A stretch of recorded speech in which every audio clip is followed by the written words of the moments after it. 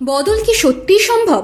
বিকল্প বামের কথা বলে কোনো কোনো রাজনৈতিক দল অনেক সময় কটাক্ষ করে, তাতে ঘোর আপত্তিও উঠে আসে। সোজা কথায় বামপন্থীরা গর্জে উঠে বলেন, বামই বিকল্প। শাসক এবং বিরোধী দলের বিরুদ্ধে সত্যিই কি বিকল্প শক্তি হয়ে উঠতে পারে বামেরা? 1977 সালের আগে বাংলার রাজনীতি এক অন্য সমীকরণে চলত। তখনও তৃণমূলের জন্ম হয়নি, বিজেপি আগ্রাসী হয়ে ওঠেনি বাংলায়।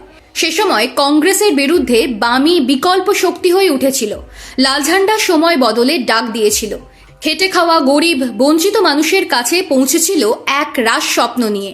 ফেলে আসা 77 সালের সেই সন্ধিক্ষণে যেন ফিরে যেতে চাইছে সিপিআইএম। বুকে স্বপ্ন আর মুঠোয় সাহস নিয়ে ফের বাংলায় বিকল্প সময়ে ডাক দিয়েছেন নেতা নেত্রীরা। 2011 সালের পর অনেক কিছুই পাল্টে গিয়েছে এই রাজ্যে।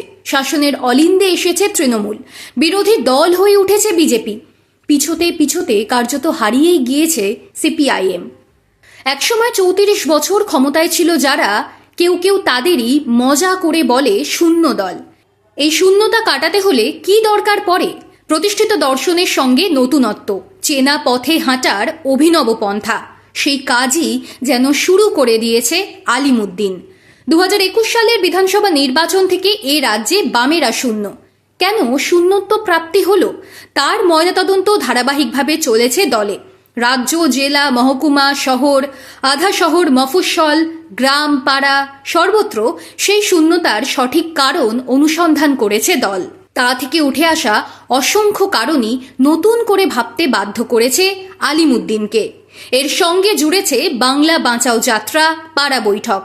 আসন্ন নির্বাচনের আগে তাই একের পর এক নতুন ভাবনার বহিঃপ্রকাশ দেখা যাচ্ছে। ইতিমধ্যেই দলের ইস্তেহারের মোটামুটি একটা ছবি ধরা পড়েছে। কোন কোন ইস্যুকে সামনে রেখে লড়াই করা হবে, শাসক এবং বিরোধীর বিরুদ্ধে সোচ্চার হবেন নেতা নেত্রীরা, তা অনেকটাই পরিষ্কার। সেই ইস্তেহারকে সার্বিক রূপ দেবেন বামপন্থীরাই। তারপর দলের নির্বাচনী ম্যানিফেস্টো ঘোষণা করবে দল। না, এতেই থামছে না ভাবনা। যে কোনো দল নির্বাচনের আগে ক্ষমতায় এলে কি করতে চায় তার একটা রূপরেখা মানুষের সামনে তুলে ধরে। সিপিআইএমও তাই করবে, কিন্তু তাতে কি গভীর অনুসন্ধানে নামার ছোঁয়া মিলবে? এখানে এসেই অভিনব পথ অনুসরণ করতে চাইছে সিপিআইএম।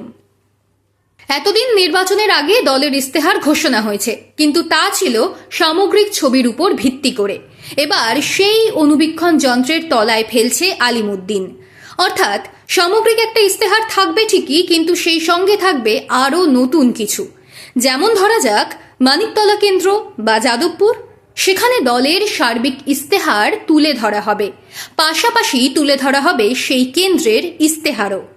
অর্থাৎ মানিকতলা বা যাদবপুর কেন্দ্রের মানুষ কি সমস্যা নিত্য সামলান, শিক্ষা, স্বাস্থ্য, কর্মসংস্থান, রাস্তা, পানীয় জল কিংবা দৈনন্দিন ঘিরে প্রতি এলাকার নিজস্ব লড়াই থাকে। মানিকতলার সঙ্গে যাদবপুরের সমস্যা এক নাও হতে পারে। কোচবিহারের মানুষ যে সমস্যার সম্মুখীন হচ্ছেন রোজ, তার সঙ্গে বহরমপুরের সমস্যা এক নাও হতে পারে। গ্রাম যে সমস্যায় আকণ্ঠ ডুবে, মফস্বলের সমস্যার চরিত্রকে তার সঙ্গে মেলানো যাবে না। এর থেকে পরিত্রাণের রাস্তা কি? এই ছোট ছোট সমস্যাই নতুন করে অনুধাবন করেছে শীর্ষ নেতৃত্ব। রাজ্য কমিটি থেকে জেলা, এরিয়া কমিটি থেকে ব্রাঞ্চ কমিটি, সর্বত্রই খোঁজখবর নিয়ে এমন ঝুড়ি ঝুড়ি সমস্যা তুলে এনেছেন নেতারা। তারই ভিত্তিতে তৈরি করা হচ্ছে আসন কেন্দ্রিক ইস্তেহার।